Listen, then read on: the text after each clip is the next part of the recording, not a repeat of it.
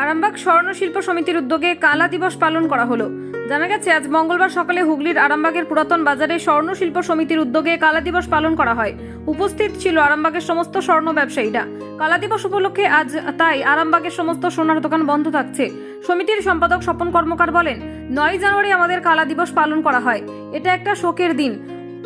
1963 সালে সরকার স্বর্ণ আইন নিয়ন্ত্রণ করেছিল। স্বর্ণ আইন একটা প্রযোজ্য করেছিল, তাতে করে অনেক স্বর্ণশিল্পী কাজ হারা হয়েছিল, সংসার চালাতে পারতো না। ওই সময় অভাবের তাড়নায় অনেকে অ্যাসিড খেয়ে মারা গিয়েছিল, যেটা শুনেছি প্রায় 250 জন। তাদের আত্মাহুতির প্রতিদান হিসেবে আমরা যে এখন করে কমে খাচ্ছি তাদেরই অবদান, তাই কালা দিবস হিসেবে পালন করা হচ্ছে। বিস্তারিত দেখুন।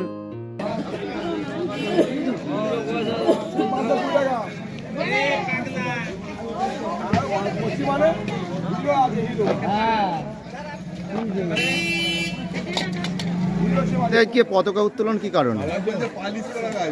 দেখুন, আজকে আমাদের কালা দিবস 9 জানুয়ারি কালা দিবস হিসেবে পালন করা হয়। সংগঠনে অনেকগুলোই বন্ধ আছে, 6টা। তার মধ্যে এটা একটা শোকের দিন। ইতিহাস আছে, আমাদের সভাপতি বয়স্ক, উনি আরও ভালো বলতে পারতেন। আমরা যেটুকু জানি, আমরা তো তখন এই লাইনে আসিনি। আমরা ইতিহাস বা আমাদের বয়স্ক যারা আছে তাদের কাছ থেকে যেটা শুনেছি, 1963 সালে সরকার স্বর্ণ আইন নিয়ন্ত্রণ করে, স্বর্ণ আইন একটা প্রযোজ্য করেছিল। তাতে করে অনেক স্বর্ণশিল্পী কাজ হারা হয়েছিল, সংসার চালাতে পারতো না। তো ওই সময় অভাবের তাড়নায় অনেকে অ্যাসিড খেয়ে মারা গেছিল, যেটা শুনেছি প্রায় 250 জন। তো তাদের যে এই শিল্পকে বাঁচিয়ে রাখার, যেটা আমরা এখন করে খাচ্ছি, তাদের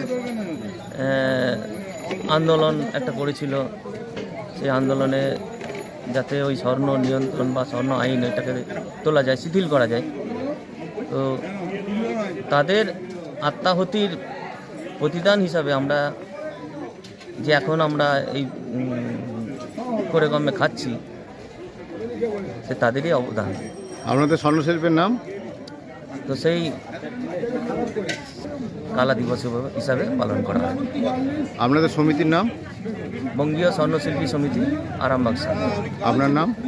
আমার নাম স্বপন কর্মকার, সম্পাদক। ধন্যবাদ। সারাদিনে আপনার এলাকার খবর দেখতে আমাদের বাংলাদিশা ডিজিটাল ফেসবুক ও ইউটিউব পেজটি লাইক করে রাখুন এক্ষুনি। আপনারা দেখছেন আমার বাংলার নতুন দিশা, বাংলা দিশা।